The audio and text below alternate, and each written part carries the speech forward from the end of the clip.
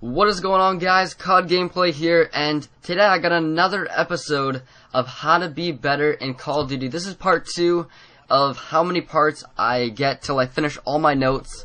And this game I'm using an FAL, this is definitely my second favorite gun.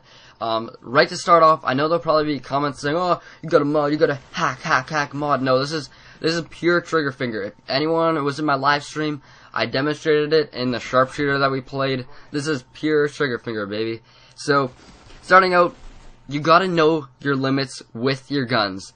Now, the gun that I'm using right now is an FAL. It is a long distance assault rifle. I can shoot it long distance, I can burst fire. Short distance, I can just spray it like that. And this FAL is probably one of the most versatile guns in the game. If you have a fast trigger finger, I definitely suggest it. If you can get used to it, it's amazing. So another thing is you gotta use cover to your advantage by standing or crouching behind an object. So you'll notice in so many instances, people are standing behind cover when really they could be crouching. Or sometimes people won't even use cover. Cover is something that is used so little by average or bad players, but by skilled players it is used so much.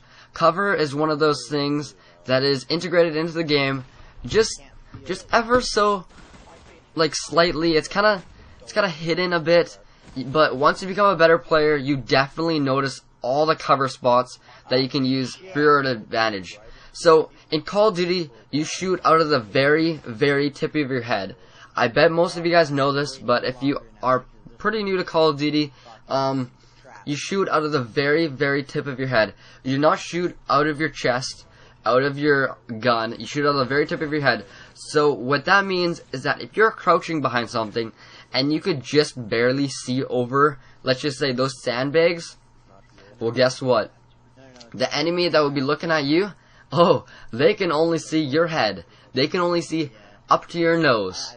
That is a massive, massive advantage. When to kill someone is like 3 shots with an FAL, it takes no damage whatsoever to kill someone. This is not Halo. You can kill someone in an instant. So, when it's so fast paced, you gotta have as many advantages as you can. So another thing is, when you're running away from a gunfight, always look down at the ground and use your mini-map. Okay, so this is kind of, I don't know, this isn't something massive, but I always do this. If I'm ever in a gunfight, I'm just barely holding on, or if I know that I cannot win that gunfight, what I'll do, I'll look straight down at the ground, and I'll just start running. Why look straight down the ground, you ask?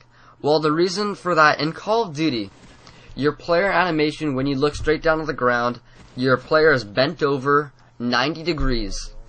And that 90-degree angle will cut your animation in half.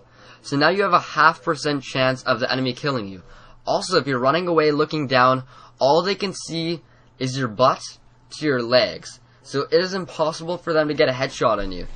Now, this is a lot more difficult for them to get a kill on you, although when you are running away, you know that you cannot kill them. This is a last resort to whatever you do. So look how I just kind of use this claimer. I know it's there, so I just throw the nade. I don't engage because I know I'm going to win. And so you just got to always know your surroundings. Another thing is knowing your surroundings. Keep watch of your teammates on your map, okay? If you're not playing free-for-all, if you're playing a team-based game, you always have to know where your teammates are. Because wherever your teammates aren't, that's where the enemy is going to be. If you're playing team deathmatch, I never ever go with my team. I always go around the map. Always stay on the outside of the map. Do not try to stay in the middle. Stay in the middle as least as possible. And if you're going to stay in the middle, make sure that you have cover on as many sides as possible as well. That was a nice little kill right there. Trigger finger for sure. So staying around the outside edges of the map. In free-for-all or any game mode, look how I'm just dominating this little area. This outside of the map, there's spawns outside of the map. Spawns really do not happen on the very inside of the map. Very rarely do they happen. So, if you're playing TDM, like I said, if you don't have a silent, what I usually do is I will not ride a silencer. Because I want the action to come straight to me. Revenge kills are so prominent in Call of Duty because someone will die by you. Oh, I can see your kill cam. I know exactly where you are. I'm going to come back. I need to get this guy. I need to get this guy because I just died by him.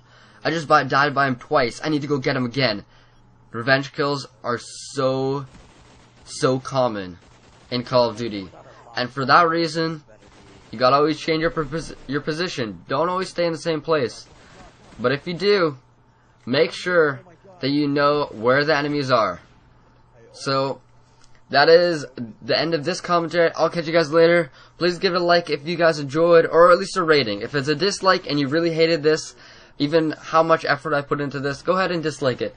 A rating helps me so much because you guys cannot imagine how much. You know what, actually, I'm going to create a video on what likes and what ratings actually do. Anyways, I'll catch you guys later, and see you guys. Peace.